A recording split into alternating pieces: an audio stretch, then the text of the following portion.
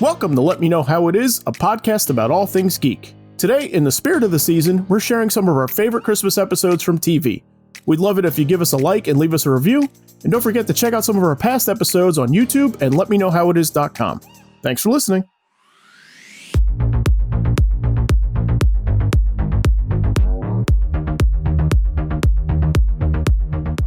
Ho ho ho, it's Christmas time.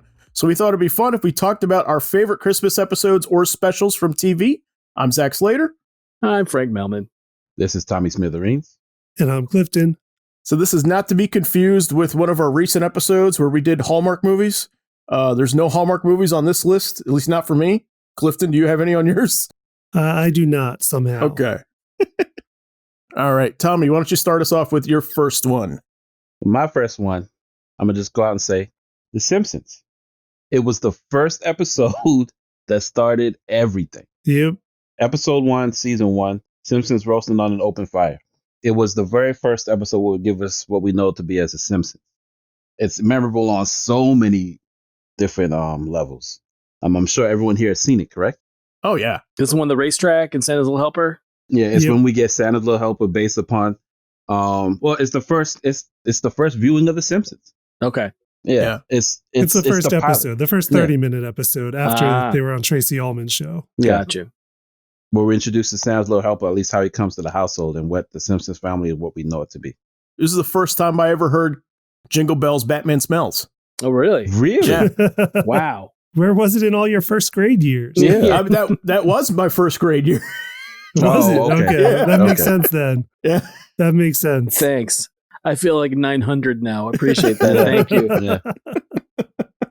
Yeah, I remember seeing commercials for it and my cousin and I being like, what is that? That looks awesome. We can't Yeah. wait for that.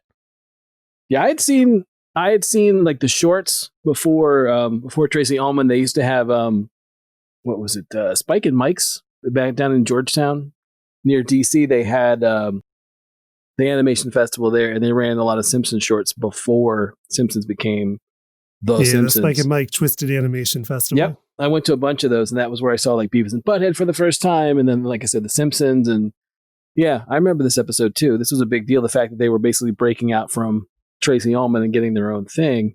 And it's hard to imagine that we're like, how many years now 30. 100. since that one? Yeah. Jeez.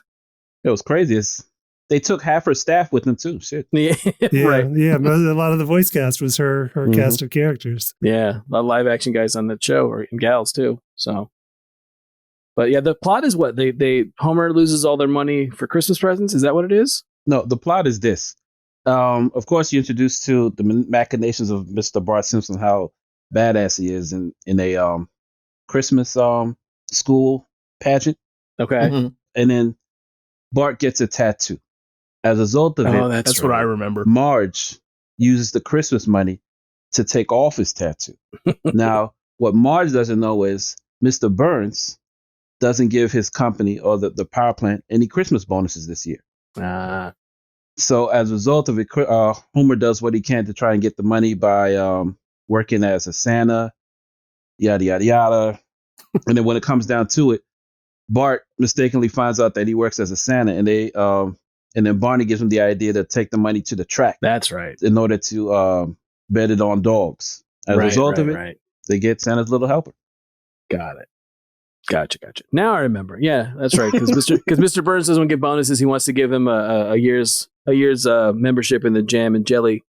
No, that's Christmas Vacation. That's Christmas Vacation, yeah. Okay, Sorry. that's Which I was watching last night. Yeah. That's a good one too, but it's not Yeah. what we're talking about. No, it's been years since I've seen this one, but yeah, the tattoo was what I remember when he's like, Mom's gonna love it. He's gonna Yeah. get Mom tattooed on his arm. Mhm. It was also the first time I saw that. Like, I'm like, you can get tattoos removed? What? Yeah, yeah. Like, I didn't know that. Not well, but Yeah. yeah, No. you can. Yeah, in '89. Oh, that sounds painful. Oh, yeah. Yes, that's like skin graft department. Yeah, That's a good choice. yeah, it's that's a great choice. Yeah, it's a good one to kick us off with. Did you go with this one just because it was the first, or is this actually your favorite of the Simpsons Christmas episodes? No, in a deep conversation with several other people, so wait a minute, I forgot about that, and then they Yeah. all came to life. No, that was my first choice. Because it was the first. It was like the first and only one for a while, for a couple of seasons, and now there's a bunch of them. But I remember that was the only one for a long time. Yeah, we don't get another one for like at least 6 or 7 seasons before they revisit Christmas as a whole. Yeah, some good ones though. Oh yeah, definitely good ones. Oh yeah, I'll remind you. But yeah, it was definitely a good one. At least I thought it was. Cool. All right, Clifton, you want to go next? Sure. What I'm thinking of is the Real Ghostbusters episode, Xmas Marks the Spot. Okay. Oh, yeah. Because several of mine are animated this time. I used to love all the cartoon animated. They would do them sometimes, like run them when they would normally run them, but you often got them as primetime Christmas specials back in the 80s and early 90s. Sometimes they would run them together like in a slate of, like you said, like programming for the night. You would get like the Chipmunks. And like all that stuff strung together on like for one night, which was really cool. Yep. With the little spinning special logo at the beginning. Like I lived for that stuff, man. I loved that stuff when they were on at prime time. Yep, me too. But this one I think just ran normally in the Real Ghostbusters, or on Real Ghostbusters being the cartoon that was tied into the movie Ghostbusters and not the Filmation other Ghostbusters with the gorilla and all that. But Xmas Marks the Spot was it was their take on A Christmas Carol. Mm-hmm. They're in upstate New York and go through some sort of magical portal back to Victorian London on the night of Scrooge being haunted by the ghosts, and they don't know what's going on. They just know they're ghosts, and they end up busting all of the Christmas ghosts before they can teach Scrooge the lesson and the evils of his ways. And then they unknowingly go back through the portal to the future and just load them in the containment unit and realize that nobody in the future celebrates Christmas anymore because they ended up killing the spirits, or they ended up busting the spirits of Christmas. And now instead of A Christmas Carol, Scrooge wrote a book, Christmas Humbug or something, if I remember what it's called, and made everybody hate Christmas. It really is like a brilliant idea. Like, it's like hearing it again. Like it's very clever in the context of the show. And like nobody in the 80s and 80s cartoons, like no concept was too high. Like, nothing was too complicated for them to try to make into a 30-minute episode. Do you know who wrote it, Clifton? I do know who wrote it. It was actually written by J. Michael Straczynski. There you go. I think he is the writer on it. He was story editor for the whole series, but that is one that he scripted himself. Well, there you go. Yeah. Which other people might know from his work later on Babylon 5 and then lots of comic book work over the years too. Yeah. Wrote a lot of stuff. Rising Stars, and they wrote Amazing Spider-Man for a while. Did a lot. Done a lot. Yeah. So. But yeah, in that one, ended up Peter Venkman also hated Christmas at the beginning of the show. Mm-hmm. And at one point, before they can get the ghosts out of the containment unit, they have to go back in time again, and they try to pretend to be the ghosts. So it's like Peter pretending to be the ghost of Christmas past, and Winston pretending to be the ghost of Christmas present, and I guess Egon pretending to be the ghost of Christmas future. But in that, of course, Peter learns to love Christmas along the way, and we find out that that's why this whole thing happened, was they were trying to teach Peter to love Christmas. But it is a fun episode. And that sounds great. I love any take on Christmas Carol, and like there's so many takes, but I love that they came up with something Ghostbusters specific that works. Like, of course, like they're ghosts, they can bust them. Yeah, it's through their filter, which I like too. Yeah, I mean, you'll see that a lot. That Christmas Carol is commonly spoofed or homaged for these sort of stories. But I like that it's like it's the story literally and also, but not at all.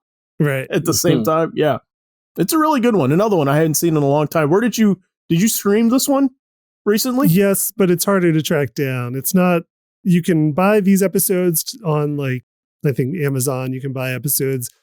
You can occasionally find this one up somewhere to stream. Someone will put it up, but it's a little harder to find out of some of the ones. Okay. Yeah, it's a good one.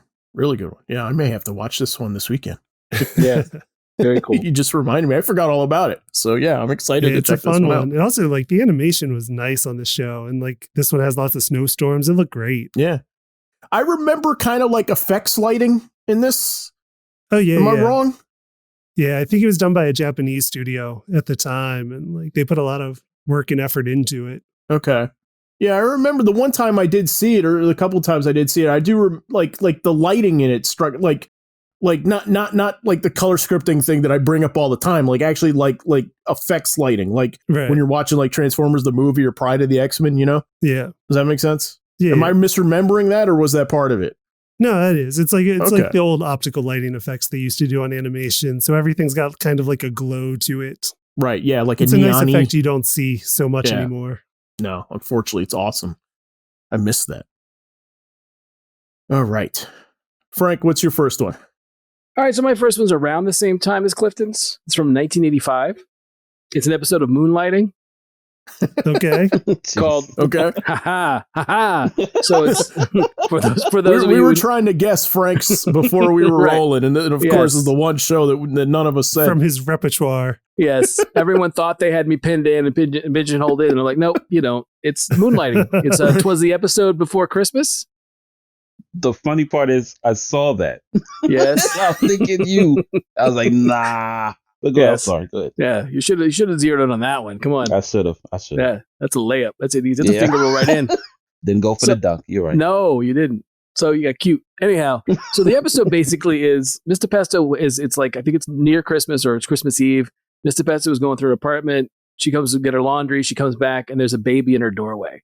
And it's one of those. It's basically the take on the idea of like Jesus' birth done through this episode. Mhm. But what you find out is that the baby's parents are in the witness protection program. The guy's name is Joseph. The woman's name is Mary. And basically, it follows along. Like at one point, David realizes, like, we're in an allegory. When the Justice Department, the Joseph gets murdered at the beginning, so they have to figure out who the baby is, where the mother is, and why it all happened. And like they find out through the course of the episode that he was in the witness protection program, and that like the three guys that come from the Justice Department are all last named King. So you have your three kings. Mary smokes camels. So there's all these little references to the birth of Jesus in it, which is pretty funny. But yeah, it's basically that he's he was testifying against this racketeer or this racketeering group that's run by by Richard Belzer. Richard Belzer is the heavy in the episode. Awesome. Yeah. So it's this whole thing. And then the best part about it is like I said, David realizes he's in allegory for the story. Also at one point, he's running a 1-900 Santa Claus line out of the office to make extra money for Christmas, which is a great bit. And then the very last thing is that when they finally start to put all the elements together for Christmas, David's the only one that seems to recognize all this stuff. He says the only problem is we don't have any snow, and then it starts to snow on the set, and then they break the fourth wall in one of the biggest ways they've ever done it, and they pan out to like the entire studio, and everyone's singing "Oh Come All You Faithful." It's a great Christmas episode. One of my favorite. Awesome. Oh, I'm sorry. No, not "Oh Come All You Faithful." The first Noel. My bad. Okay. And it's written by who's written by? It is written by Glenn Gordon Caron, who basically created the series and wrote a bunch of the episodes too. Okay. Okay. That one sounds good. I watched a lot of Moonlighting, but I don't remember that one. No, I remember that one. I remember that was specific. Yeah, Yeah. it's a good Yeah, one. I don't I mean, it's remember a this fun one. one. Yeah, it's one of those things where it's like it's a good Christmas episode, but it's also a really good Moonlighting episode. Like they don't just throw away all the stuff that you love about Moonlighting and Maddie and Dave bantering and all that stuff just to do a Christmas episode. It's very much an episode of Moonlighting that happens to take place at Christmas. Right. Okay. Like something else that Bruce Willis would do later. Yes, absolutely. For those of you who didn't know that Bruce Willis didn't just make movies, he was actually on a television series for a while. Right. So, yeah, this is his other thing that he's known for before he made a bunch of big blockbuster movies and one of the best Christmas movies of all time. So, And wine cooler commercials. yeah, that's right. It's wet and it's Yes. dry. Yep, I remember that. Yes, he plays a mean harmonica while Yeah. hawking wine coolers. Mhm. Oh, that's funny. Nice. Yes, Is Moonlighting available to stream anywhere? Do you know? I believe it is available. Like episodes I know are on YouTube. I don't know if it's anywhere. ABC owned it, so I don't know if they have it on any of their. Like I don't know if ABC or would be Disney. So I don't think it's on like Disney Plus or anything like that. Right. So we'd have to look for it. It ran on A&E for a long time, syndicated, but that was years ago. Okay. Oh, I didn't know that. Wow. All right. So my first one, I'm going to do 'Twas the Fight Before Christmas, which was the Powerpuff Girls Christmas special, the original Okay. version, not the remake that came out a couple of years ago, the relaunch. I love this one. So this one is like an hour long, and it basically is about Princess Morbucks wants to be a Powerpuff Girl, and that's the gift she wants Santa to give her for Christmas that year. And the Powerpuff Girls at daycare are basically like you're horrible, Princess Morbucks. Like, you're on Santa's naughty list. You're gonna get a lump of coal. Like, she, and then she's like, what? Naughty list? And she has like no idea about it. And then so it's really like a Princess Morbucks episode. Like, it's kind of cool. So she like infiltrates Santa's workshop and switches the list. So she's the only one on the good list, and everybody else is on the naughty list. And so when like Bubbles wakes up for Christmas morning, she has a lump of coal, and her sisters have a lump of coal, and she's like using her X-ray vision to check like all the other kids' houses in the neighborhood, and they all have lumps of coal. And so it's just a fun episode with like a really awesome like chase sequence, because if Morbucks is the only one that's on the good list, she gets her powers and becomes a Powerpuff Girl. So it's actually like really, really well done. Dare I say, it's kind of like in a loose, funny way, like those old Batman the Animated Series episodes where the villain was the centerpiece and the heroes were kind of like the supporting characters. It's kind of like that to me. I think I've seen that one. I like that one. If I remember correctly, I like that one a lot. But it's also, I might be confusing it with a different Princess Morbucks episode. Okay, yeah, very possible. No, it's there's a fun bit with Santa at the end and everything like that. I don't want to spoil too much about it, but I did say a lot of it already. Right. But, Okay, it's fine. But yeah, no, it's a wonderful one. So, and like I said, this is a special, so it's not like it's on Hulu to watch, but it's like in its own category. Like, it's not gonna be in like the season 1, 2, or 3. It's like the one episode that's like other. Okay. On there, okay. Yeah, very cool. Yeah, I love this one. Yeah, Powerpuff Girls and they're great is great. How could you be, nothing wrong with that. All right, so we are going back around. So this will be our second one. So who started? Tommy, you started. Okay. My next choice is a bit dark for Christmas, but I find it amusing. It's from American Dad, season 6, episode 8, For Whom the Sleigh Bell Tolls. It's not their first Christmas episode, but it's the most memorable to me because it starts off real slow, as American Dad does, in which Stan wants to get his son a gun. Okay. And then Francine, his wife, is objective towards it. So, of course, he does it regardless of her objection, and then takes him out to shoot it. And, of course, who does he shoot by mistake? But Santa. So, as a result of him shooting Santa by mistake, it takes a wild turn for Christmas. I'll go in the tradition of Zach and not spoil all of it, but it gets very dark for a Christmas episode as well as American Dad episode. Is that saying something? Tommy, is that the one that ends up with them at the cabin? Yes. Oh, yeah. God. It's a good one. It's a really good one. Yeah. And then it's a rare case in American Dad in which they have when you see American Dad, there's usually 2 or 3 different plot lines going together, and they have no convergence. Right. But this one converges at the end in order to benefit the family. But it's so well done. Yeah, no, it's one of the things where it's also rare that when they're all together it's very rare that they have all the main, like the Smith family all together, as well as like Jeff's in the episode too, right? Mm-hmm. Jeff's in the episode, Roger's even in the episode. He starts all away from it, but again, they bring him into it as well. Yeah. The way Jeff is purposely left out because he wants to be a part of it, but Stan keeps pushing him away, and in the end, it's for the good of what Jeff does. Yeah, it's good. I like their version of Santa Claus a whole lot. Like, it's voiced by Matt McKenna. I guess he's a regular on American Dad, but like his take on Santa and the way he's voiced and the way they have, like, it's basically like they have this like almost Mexican standoff in this cabin, right? Isn't that what happens? Yeah, well, it all converges in the cabin because what happens is Stan and Steve, his son, tried to hide the body after they killed Santa. But of course, the elves resuscitate Santa and bring him back. So he vows vengeance on the Smiths, and it all converges in a cabin in the north, in which the elves come there trying to kill the Smiths, shooting them or doing whatever they can, and then they use different methods to kill the elves, which is very graphic and gory by nature. It's funny, but it's not. it's not traditional like No.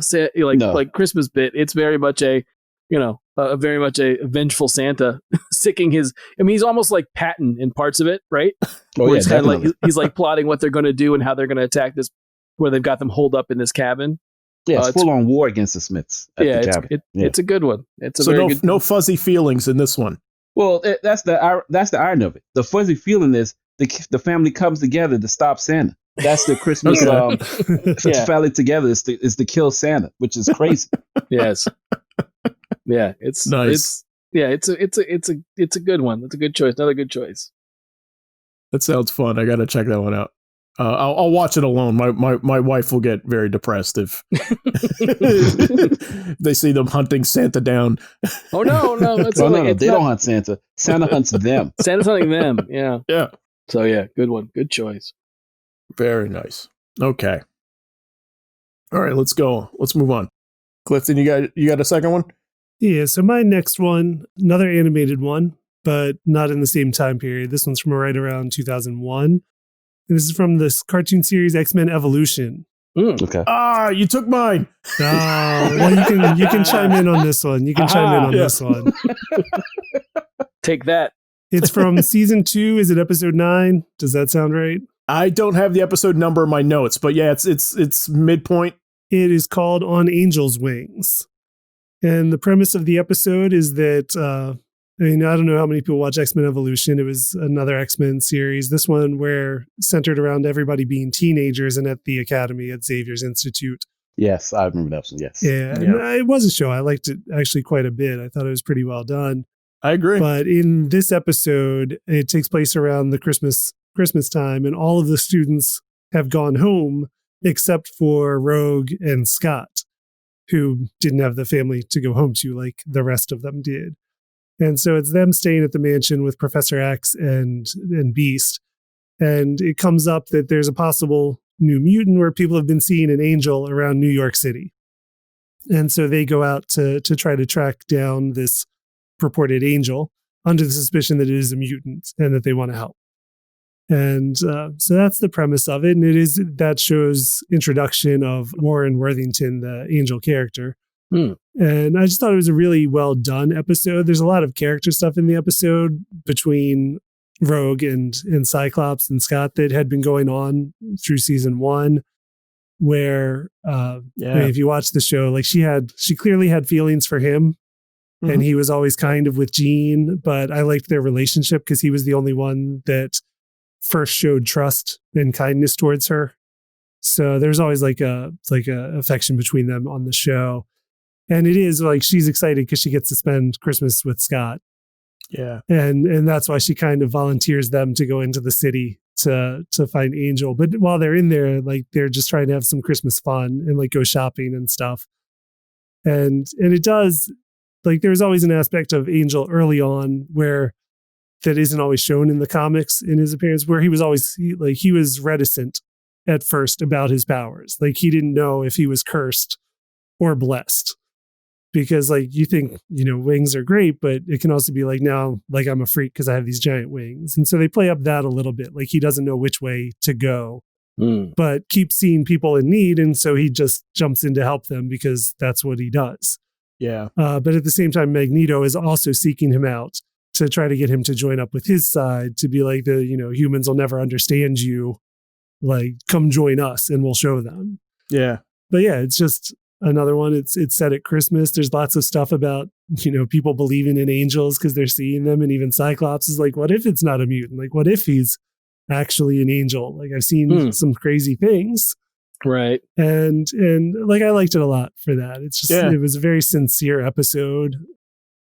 And it looks great. Like the snowfall in New York scenes and they're beautiful looking. It was just a very different show for that series. Nice. It gets a lot done. Like, I mean, if it sounds like a lot, I mean, it's because, it's a tight episode. It's a really tight episode. And, and then there's moments where Magneto, which was a big thrust of the early part of the show, was like Xavier, like, bringing people to the school, but Magneto recruiting people for the Brotherhood. Right. And stuff like that. So this plays very much with that. And so, and then there's the moments where Magneto is sort of egging Angel on like they'll never trust you, they'll never accept you, and I'm just like, I'm stunned at how much. I just rewatched this one and like how much they got in, and yeah, I agree with you, Clifton. Like Rogue is like maybe my favorite X-Men character ever, and I think X-Men Evolution is maybe one of my favorite outings of the character. Right.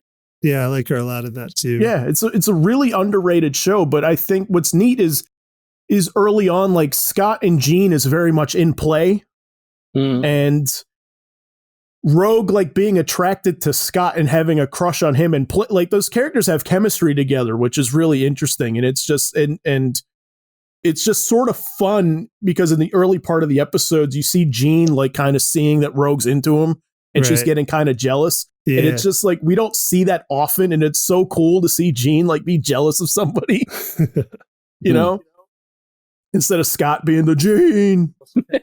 Yeah. She keeps giving her the side eye while she's heading out for the holidays. But it's like, it's a small episode for Magneto, which is cool too. Right. Because he's normally such a big bad season finale, you know, and I like that he's just, you know, trying to bring somebody onto his side in this, while still being everything that you expect Magneto to be. You know? Yeah, I've never. I mean, I've only watched episodes here and there of Evolution, but it sounds like they do a good job of adapting. Because originally, when Angel first appears, it's kind of hinted that he was doing stuff before he goes to the school, like kind of like you said, like in the episode where he's kind of helping people out. Right. And like in early on, like there's shots of like when that Kirby drew of him like strapping down his wings when they would go out. Right. Because he was very much self-conscious of the fact that he, you know, like you said, he didn't really have a good take on whether he wanted to be like basically loud and proud about the fact that he was a mutant. So yeah, and they kind of show that in this when he's wearing a trench coat a lot to hide his wings when he's in around public. Yeah. Nice. Yeah, it sounds great. It's a beautiful episode, and there's like a melancholy to it a little bit too, which I think works. Like there's a loneliness that you feel with him, I think, and I like any time a show's like, you know, can adjust the tone and stuff like that. Yeah, I mean, did a whole lot, you know. And this one's on Disney Plus now. The whole series is on Disney Plus, but this episode, it is season 2, episode 9. Yeah, great episode. Great episode. And it's written by Boyd Kirkland, directed by Frank Parr. Nice. Yeah. And they were both producers of the show too. I'm pretty sure. I think they were the showrunners of it as well. So yeah, I'll find another number 2. Very good. All right. So Frank, what's yours?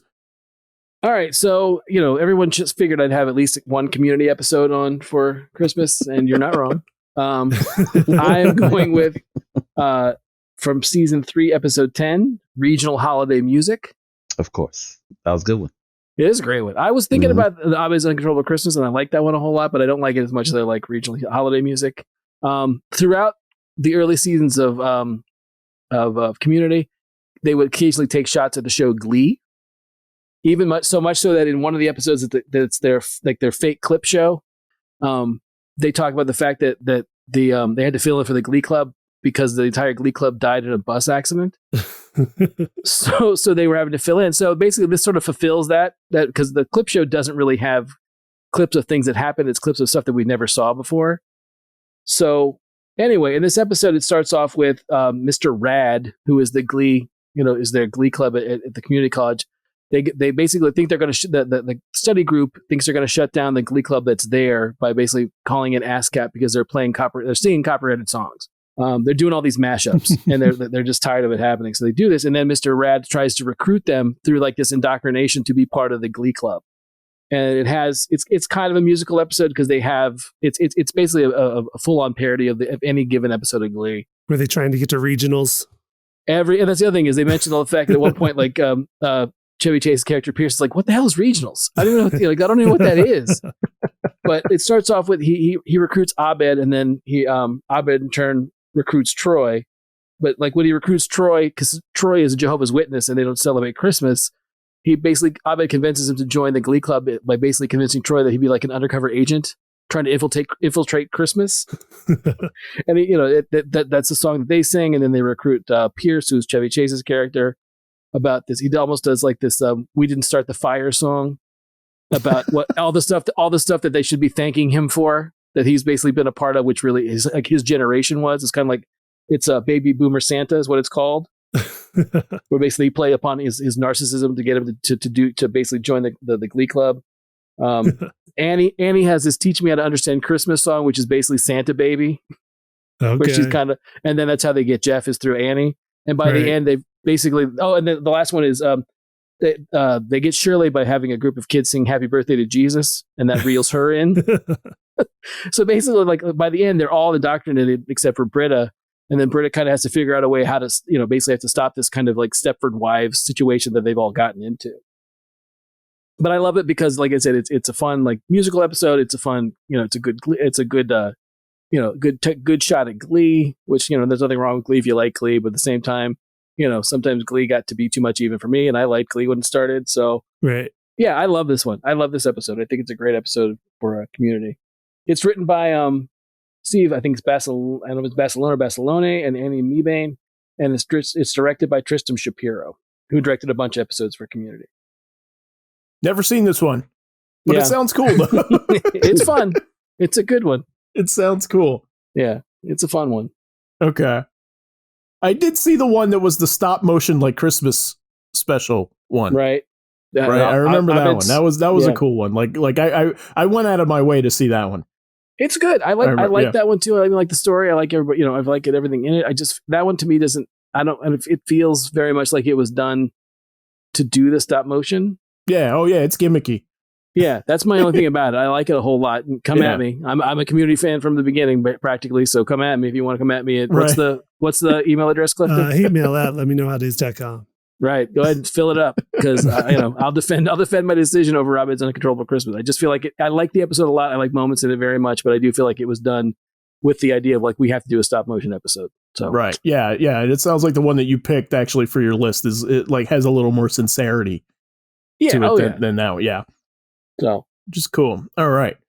Okay. So I thought I was going to be the only one with like a ton of animation on their list. So I'm actually surprised by a lot of your guys' picks. So I'm going to try and go with a live action one here to throw some more out there. So this is a Family Matters episode. I'm good. Sure. They did a lot of Christmas episodes. I mean, and it's almost every season there's one. Almost. Not quite, but there's a lot. And a lot of them are good. But this is my favorite one. So this one is called Christmas is Where the Heart Is. It's from season 5, episode 11. And this one basically, it's one of the many times where,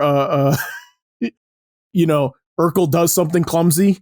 And what? Carl's gift that like the music box he was buying for Harriet, his wife, gets broken. And so they have to go out on Christmas Eve to get a replacement for it.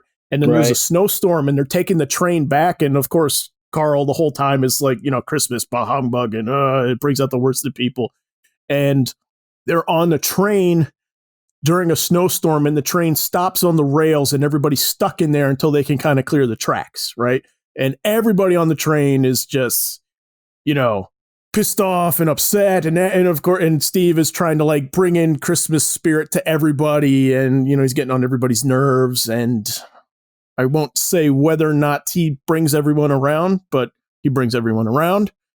And it's just Spoiler. like, I say this without an ounce of hubris or irony to it. Like this episode makes me feel great inside. Okay. I absolutely love this one. I don't think I've ever seen that one.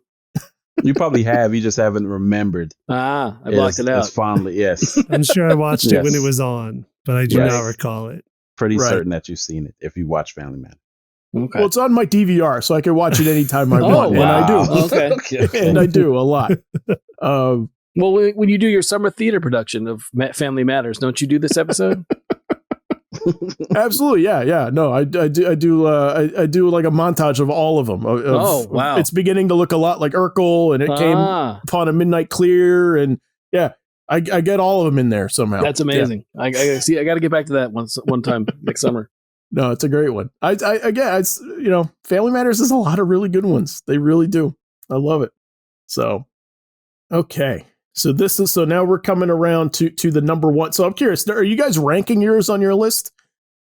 Is like number one, is this one like your favorite coming up, or did you start off with your favorite, or you just went in whatever order? I'm curious. I'm not ranking them. Okay. Like I like them all equally. Yeah, I didn't rank them either. Okay. Did you rank yours? I did, yeah. So this next one's my absolute favorite. Okay. Yeah. Suspense. Tommy, what about you? Created. Oh no, I have no rank. There's more along the lines of one that I finally remember. I have so many Christmas episode stuff that I've seen, live action. But it's most likely with you. Most of that stuff I've done is animation. So.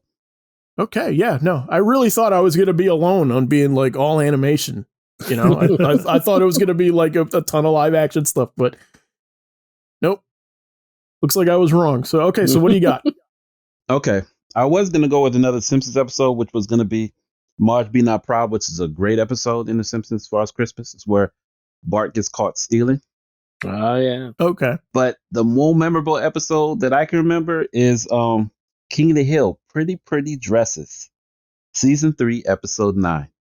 This one is more dark than festive because it's basically Bill reminisces about Christmas to him is the anniversary of his breakup with his wife 7 years ago. So he goes into a depression, and the most of the episode is spent trying to keep him from killing himself. No, that's right. Oh. Yes, but it gets darker because instead of them dealing with his issues full on, they try to tell him to snap out of it because they know as soon as the day's done, he'll be fine. Right. And it's even to a point that the presents he gets Lenore are still there under the tree, and you can see the wrapping paper is faded. Yes. So it's like he's expecting to come back even after 7 years. So it gets even more depressing. He ends up even getting an iguana that he calls Lenore to finally remember her. But the tipping point in the episode is after Hank goes to his house and smashes up the gifts in order to make him snap out of it. Bill responds by dressing up as Lenore and killing himself inside. And he does this, and it's instead of it being funny, it's the saddest thing you can imagine. But that's to me, it made me cringe watching it. But it's so memorable. It's not like any other Christmas themed anything I've ever seen. But it's just as memorable because it brings attention to the fact that people do get depressed during Christmas. Yeah. Yeah. I thought you were going to say the one where there's another poor Bill. I love Bill Dauterive. He's so sad. Played by or voiced by Stephen Root. It's awesome. Mm-hmm. But I thought you were going to bring up the one where Bill is Santa Claus. No, Side note. But that's more Christmassy in my opinion. This one is just this. Wow, it's just like wow. Yeah, it's typical Bill, where Bill finds something that gives him joy, so therefore he basically runs it to the ground. Mm-hmm. After his Christmas, he still has a suit on, and he's acting like he's Santa. He doesn't let it go. No. Yeah, there's almost like a subgenre of these kind of episodes where people, you know, the mentality, I think, is the thought could be that Christmas episodes can sometimes be a bit hokey and a bit, and so I feel like a lot of shows try to do like, let's go the other way with it. This definitely goes the other way with it. And oddly, I like that stuff too. Like it's fun. It's fun to kind of see, like, I don't want to say like a more realistic take, but a take where you can kind of see the loneliness of the time also. Mm-hmm. that comes out. Mm-hmm. Yeah, you can catch this episode on Hulu with Family Matters. As far as I was listening to a writers panel with Shane Black, and somebody asked, he was like, we have to ask the question, like, why do you set all your stuff in Christmas? Mm-hmm. And he actually had like a really, really nice quote that I've kind of applied to the holiday like always now. And he's like, there's just something beautiful about the holiday, like even people that celebrate like in the smallest possible way, like, you know, he's like, I would see food trucks and food carts in LA and they would have like just little lights set up like you know, in a little tree in the window and stuff like that. And he's like, you know, and I just love that people put it out there that way, but it's also a time of like almost heightened emotion where, like, you know, if you're lonely, you're a little bit more lonely at Christmas time, and if you're happy, you're a little bit happier at Christmas time, you know? Mm-hmm. And I think it's neat. Yeah, it's very good. He does put it in a lot of stuff. Oh yeah, absolutely. Yeah. But no, that's a good choice, Tommy. It's a dark one, but it's a good choice. Oh yeah, it's memorable. If nothing else, you will remember that episode. Yeah. As soon as you said it, I was like, oh, I was hoping it was the other one, but no, that's a good one. Nah. Went for the deep dark depression. I'm checking this one out. This one actually sounds kind of cool. So I've never seen this one. Yeah, watch with the sun up though, man. All right. Clifton, what's your number one?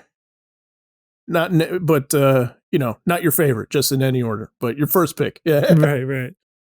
Some of the ones I had prepared have already been taken, so I'm going to change my pick to a more like honorable mentions. And I'm just going all in on the cartoon ones here. Oh, good. Because, like, I mean, there's a long history of them, starting with, you know, the Charlie Brown Christmas, always a classic, through The Simpsons, a classic. But, like, there was a time, like we mentioned in the 80s, when they would do Christmas episodes for literally anything that was popular in pop culture, or a cartoon that was even semi-successful would get one. So I'm just going to run down some of the Stranger Things that had them. Okay. Like Christmas Comes to Pac-Land, Oh. which was a cartoon based on Pac-Man. Right. I remember this one. If anybody remembers Yeah, of this, course. it's so bizarre. Yes. I remember this one. But yeah, so Santa apparently exists even in Pac-Land, in the land of Pac-Man, Mrs. Pac-Man, Pac-Man Jr., and the ghosts in that world. They've got Santa. Clifton, don't forget their dog. What's the dog's name? Chomp Oh, Chomp. what was the dog? Chomp. Yeah. Chomp. I remember that, man.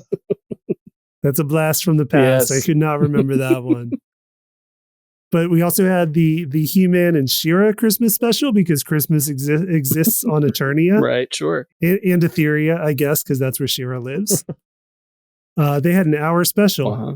I remember that. And like all the comic strips used to get specials, even if they didn't have shows. Like Ziggy had a Christmas, which I guess was they figured, you know, Peanuts was successful with it. And then there used to be a comic strip called BC. I don't think it runs anymore. I don't know how long it's been since it ran. They had a Christmas special, which I always thought was funny because like it stands for Before Christ. Yes. Obviously. Yes. It's about like a little caveman comic strip. So that was always a fun choice. Yeah. Those are just some of the ones that Garfield had one, right? Garfield. Yeah. Garfield probably had several, if I remember right. Was there like some of them just feel like weird fever dreams that I barely remember vaguely, but they existed. What else was on your list though that got taken though? I'm curious. Simpsons. Oh, okay. The Simpsons one. All right. Yeah. I was like, was it Simpsons mine? one. Was it Powerpuff Girls? No. Was it I Family forgot Matters? about Powerpuff Girls, but that is a great one. Yeah, a lot of good ones there. A lot of there's so many of them in the 80s. I thought you were going to say the G.I. Joe one also. Yeah, I mean, the G.I. Joe is a good one too. Yeah. What was that? Christmas Claus are coming to town. That's a fun one because I remember that there's somehow a scenario where the Joes are driving Cobra vehicles and the Cobra guys are driving the Joe vehicles and they're fighting each other. And I always thought that was neat as a kid. Right. Yeah. Did they reverse the laser colors though, so you'd know who was who? Yeah. Oh, yeah. Red and blue. Yeah. Yes. I forgot about that. They might have actually. It didn't really Yeah. matter because they all the shots ended up in the dirt anyway. So. Yeah. Right. Yeah. Or just Everybody jumps out of the planes just in time. Yeah. Or had Parachutes out every time. Yeah. Okay. Frank, what do you got? I'm going to go a little more. This is one of those choices where I was like, when I was trying to think of these things, I was thinking of one that was a little more warm and fuzzy. And this one gets me every time I watch it, which is the Extras Christmas special. Oh, Yeah. God. Yeah. Really? The Ricky Gervais show? Wow. Yes. Yeah. Yeah. He nails Christmas though, because he does it on the British Office Yeah. too. The Office Yes. one is great. And I thought about that one for a moment, but to me, Extras is the one that, I love the British Office, but the Christmas special for Extras is really, really good. Basically, it's his character has finally gotten to a point where he's got to a level of success and fame, but he's still not really happy. Mhm. He's doing When the Whistle Blows. The sitcom. He always wanted to do like higher brow stuff, and it was one of those things where when he does Whistle Blows, it's a successful sitcom, and he has a catchphrase, but it still isn't. He's still not, typical him. He's not happy. And at one point, it finally comes to a head where he's like sees a doll of his character that has all, like, you pull the string and it has all the catchphrases. Are you having a laugh? That whole bit. And he's not happy, and he decides that he basically wants to make a change. So he fires Stephen Merchant, Darren Lamb, his longtime bumbling, not really good agent, to basically focus more on more, like, again, more highbrow stuff, because he sees that the guy that he's been competing with when he was an extra is in a Clive Owen movie. Yeah. So he basically decides at that point he's gonna move on from this small stuff that's made him rich. Like, he's finally, like, he's not scraping by, he's not doing extras work anymore. But as a result of choosing this path of trying to do highbrow stuff and fame, when he gets his new agent, he sort of has Maggie pushed to the side. And if you've ever watched Extras, along with all the cringy stuff that happens to him as a character, the mainstay is he and Maggie are are together in all of this. Yeah, she's like his longtime faithful friend. Right. They're both, that's been there for everything for him. Right. All the stuff that he's gone through, all the time, basically through every humiliation. And even though she's like, even when she plays a part in it, not knowing, because she's kind of like, she's ditzy to the point of like wise. What I love about Maggie's character, she's very, she's a very smart character at the same time, really clueless a lot of the time. But it's, she, as a result, she ends up deciding that she wants to quit her, where she's at in her life too, but her life doesn't go as well, and she has to take like a cleaning woman's job, and she loses her flat, and blah blah blah blah. But anyway, so basically it comes down to at one point that his character Andy Andy Millman ends up being on their version of Big Brother over in Britain. Yeah, and he has a moment where, and this is one thing I love about Gervais, is Gervais will just like put his character or characters through the ringer. And then, you'll get used to that. You get used to it. And then when he hits you with that emotional punch, it's hard. It hits hard. The speech that he gives at the end always gets me, because it's one of those things where, he finally realizes that it doesn't, like, all the stuff he's been trying to accomplish doesn't matter. And that he's basically, misplaced Maggie and all this. And that he basically wants to, go pick her up and just go hang out and goof around and do stuff that they've done when he didn't have any money. And that's what mattered to him. So I love it. Yeah. It's a great Christmas episode. What was that line? Would you rather be a bird with no wings, that can't fly like a penguin, or a flying fish? Is what she asked him. Well, he says at the end of it, says, I've got the speech here. He said, I'll never be happy because I'll never be famous enough, and they were right. And if you watch this, I'm so sorry. You're my best friend. You're my only friend. And you never did anything wrong. It was everything else. I'll never do it again. I'll never treat you like that again. It's eating me up. You asked me a stupid question once, and I could have answered it, and I didn't because I'll answer it now. I'd be the penguin because I could eat the flying fish. Yeah. I know what you're thinking. Why doesn't the fish fly away? Well, they can't really fly. They sort of glide and flap. They should be called glidey flappy fish. I'm so sorry. And the thing about it is, like, when he's in this down moment of like being on Big Brother, and he's again not where he wants to be, because he makes this honest, like, he has this open, honest speech that he gives to the camera, basically to her, like on a live broadcast of Big Brother. Right. Mm-hmm. During the live broadcast, everyone swarms him to basically like, oh my God, we've overlooked you all this time as just being this goofy comedic actor. You obviously have this depth and this range. We want to put you in more important things. And he doesn't, like, again, he finally makes the right choice. And well, I don't want to, I mean, I pretty much told the whole episode, but I don't want to spoil it for you. But it's just really well written. It gets me every time I watch it. Yeah, it's a good one.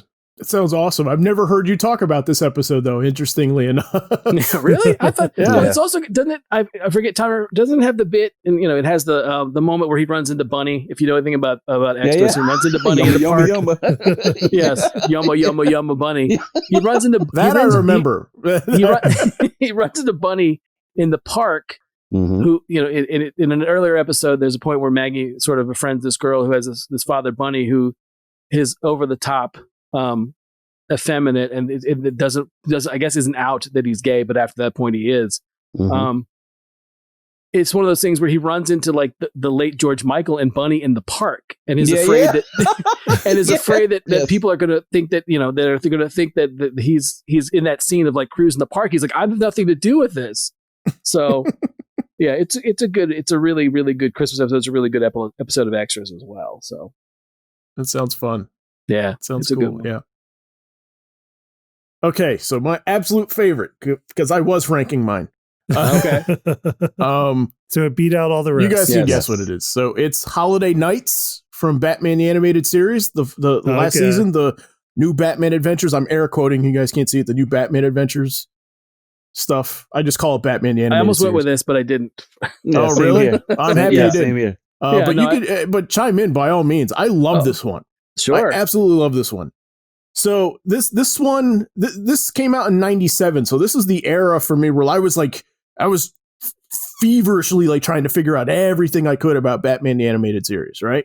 Right. And I was super excited for it to come back. And this is the first episode that they aired when it was coming back on Kids WB. Right. Interestingly, in September, this came out. Mhm. Right? This premiered in September. And I remember I was super excited about it, and I was recording all the episodes at the time, and I watched it with my mom, and I loved it. I absolutely loved it. And it was Right. it's kind of a funny, weird story. We had plans to go to my aunt's house that night for dinner, and I was like getting sick as the day went on, and so I ended up staying home alone, right? Like homesick. But I ended up watching this episode like 3 times that day. I thought you were going to say the Wet Bandits hit then. Oh no! I mean, this episode for some reason puts me in the spirit. It's a good one. I don't know why. It just does. I watch this every year. Yeah. You know, this Sure. is we don't have Christmas traditions, but this is one that I have for myself. Right. No, it's one of those episodes where they do it. This is one that's a 3-parter, right? It's a 3-part episode. Yeah, the 3-segment episode. 3 chapters, I should say. Mm-hmm. Yeah. So each segment is a different day leading up to not leading up to Christmas, because the final chapter is New Year's Eve. Right. But you have the Harley and Ivy shopping spree bit from the first from the first chapter, which is really, really awesome. You know, and then the second chapter in the episode is the Batgirl one where she's shopping for her dad, and then Clayface is at the mall like pulling a heist, and you get Detective Bullock undercover as Santa. It's hard to beat that right? one. Because they're trying to find the person that's been doing like all these shopliftings, these wave of shoplifts. It's like Montoya and Elf in that Yeah. Yeah. It's so great. But this one has like an oh my god moment, because I remember the New Year's segment, like Batman gets shot. Yeah, it does. And I'm like, what? Yeah, it's one of those moments of wow, no one takes a bullet quite like Batman. Right. Yeah. Yeah. It's a good shock bit where they're like, oh, especially the fact that it ran on, like you said, where it ran. Yeah. I remember that I had that, and then they put out. Did they put out the adaptation, the comic one, around the same time? No, that came out a couple of years before. Did it? Okay, is that what it was? Okay, I couldn't remember the order. The story for that one is because when Batman was coming back, they were working on Superman at the same time. And they were a little nervous about like, are we going to have enough story to come up with? So they were kind of looking at stuff that was already kind of written in a few instances. So this is why like Mad Love became an episode, right? And so Holiday Nights is the Batman Adventures holiday special that they did, I think in like 92 or something like that. Okay. Yeah, I couldn't remember. I knew one. I knew either way. It's a really good. One's a really good adaptation of the other. I couldn't remember which way it was. Yeah, but there's a cut scene that's in the comic that they had to cut for time in the show, so it didn't make the show. The comic had another segment with Mr. Freeze. Okay, that was Christmas Eve, so they kind of shifted the dates in the comic for the episode. Sorry, from the comic, right? Because in the show, it's Christmas Eve is the Batgirl part, but in the comic, Christmas Eve is Mr. Freeze. And basically, the idea there is, I wish it was animated so badly, but Mr. Freeze breaks out of Arkham and is assembling, stuff to freeze Gotham City, and Batman thinks it's this nefarious plot and all this other stuff, and he's trying to track down Freeze, and basically he finds out that Freeze is like, no, like, I was asking the wardens over there at the guards at Arkham every day about like what the weather report was going to be, and he was like, Nora loved Christmas. She loved for it to snow on Christmas. She loved white Christmases, and it wasn't going to snow this year, and I was heartbroken about it. So I went out and I'm trying to make it snow. Right. And I really, really love that angle to it. I think it's such an awesome little bit, and I wish they had time for it, but it's a good one. But the time they do have is the little epilogue bit with Batman and Gordon Oh, I love that bit. right? Where like every year on New Year's they meet up in a coffee shop and they sit and have a cup together. I love this. I do too. I love this. Write this in comics more. Yeah, no, it's one of my favorite Batman Gordon moments ever is that bit. Yeah. Yeah, I love that one. Oh my God. I love this episode so much. I'm getting fuzzy thinking about it. So all right. So I'm thinking, to cool down, let's name a show that didn't have a Christmas episode that we would like desperately want one for. Does that sound cool? Sure. All right. But first, some reminders to please, however you're finding us, give us a like and leave us a review, as well as please subscribe to the show so you never miss an episode. Don't forget, you can suggest a topic for the show. If there's something you want to hear Frank, Tommy, Clifton, and myself talk about, tell us what it is in the comments. All right. So which show do we want a Christmas episode that never got one? Clifton, you have one? I don't have a specific show, but like I want to see more Christmas and horror crossover. So like if Walking Dead or any of the zombie shows do a Christmas episode, I haven't seen them. If they have, that's what I want. So if they've done them, let me know because I want to watch it. If not, make them because I want to see like a zombie mall Santa. Okay. Well, they had. It's funny. I mean, they had in the comic they have a moment where they end up in like a housing community that's snowed over. Okay. And they don't realize the fact that like it's like the snow is blown up against the gate. Right. Someone has written like, don't go in. There's the dead, the dead are here or whatever. Right. And then it's too late by the time they realize and they have to get out. But because they were doing it, the show in Georgia, in the midst of it being like 9,000 degrees outside, they just couldn't find a way to make it happen. I think they talked about like they thought about it a couple times when they finally moved from there to like when they go to Virginia, when they go to that part, but they still never got around to really doing a Christmas episode. So, okay. Yeah. So that's what I want. Christmas zombies. Sure. I have one. Okay. The Wire. I'd love for them to show me a Christmas episode on The Wire. Do we not get one? If we did, I can't think of it. I'm trying to think. See? I can't well, remember. I mean, I'm thinking because again, you guys were messing with me earlier about shows that I love, and you were like Homicide. I'm like, I know there's Christmas Homicide episodes. I know that. It tears your heart, man. Yeah. What doesn't on that show? But yes. Yeah. I can't believe in a David Simon show that a lot of people that were from his earlier work, like, Homicide and other stuff like The Coroner and stuff like that, wouldn't have made a Wire at Christmas episode or one that takes place at Christmas. It would have, and to me, would have stood up because it would have been Christmas. Sure. There is no. It would have been interesting to see what happens on the corner when Christmas occurs, if there's any kind of, See, so it needed a Christmas episode. Sure. I mean, because again, like I said, we see it. It's a particular heavy day. I know because again, if you're unfamiliar with the other David Simon stuff, you've only watched The Wire. When David Simon did his first book, Homicide: Life on the Street, he did as a series, and then he did The Corner as a miniseries on HBO. I know in Homicide, there's a point where it's a particularly heavy day in the Homicide unit. And then it snows, and like everybody that's sort of like had this awful day goes out, and they're basically like kids in the snow in Baltimore when the episode ends. But I don't know. I'm racking my brain now to think of like there had to be one for The Wire. I just can't remember what it was. But you got a little extra one there with Homicide in, so that's cool. Mm-hmm. Yeah. I mean, that's not my choice, but I mean, yeah, that would have been one that would have made my list if I'd have done more research. But I remember the episode pretty well. So, but no, I do have one. I've got one too. Okay. And Tommy, you'll have to correct me if I'm wrong. Was there ever a Justified Christmas episode? I believe so. Was there? I can't remember. I'm trying to think. You're on my level. As far as crime-filled episode. Yeah, I was again, it was one of those things of like, I'm trying to think about what I'm trying to think what's their decorations in the office. Did Art say anything? Okay, well, I don't remember. So yes, there was a Justified episode. All right, well, I guess over break a Justified rewatch is in my list because yes. Yes. I don't recall it. Real quick, I think I was wrong, Frank. That was not what I thought it was. I think you're right with Justified. There was no Christmas episode. There you go. Yeah, sorry about that. That's okay. I won't be upset. But no, that's what that's my choice. So okay, all good choices. Okay, so I have one, but I can't believe I forgot this. So I do have an honorable mention that I just want to throw out there. This is for our friends in the UK. Spectacular Spider-Man is now on Netflix. So if you haven't checked it out already, please check it out. It's an awesome show. Yes. But there's a really fun Christmas episode called Reinforcement in season 2. I think it's the 3rd episode. So yeah, check it out, please. Mine's boring.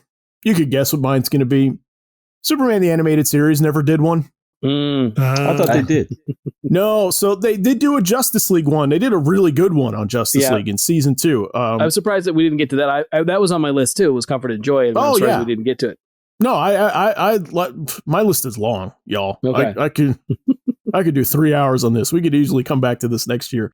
I love the Comfort and Joy Justice League episode, and you do get some awesome Superman bits in that episode, but I would like to see an actual Superman-centric one, because one is we never got to see weather all that much in Metropolis in that show, and I really love the backgrounds, and I thought just seeing like snow in there would be really, really neat, but we never got to see, like, I just feel like that there's so much to play with as far as like Christmas with Superman and Lois, and we can see what Jimmy's doing, and we can see what Perry's doing, and you can, Paul Dini's really good at doing like these 3 segmented episodes. Like he does a bunch of these, like the Holiday Nights ones, and the Justice League one is kind of like that. So, there's all kinds of fun to be had with Superman. I thought, I always liked the idea of like a Toyman episode, right? Where like Toyman has got like the hot toy that he's trying to get in everybody's house, that is part of his scheme. And so you get Superman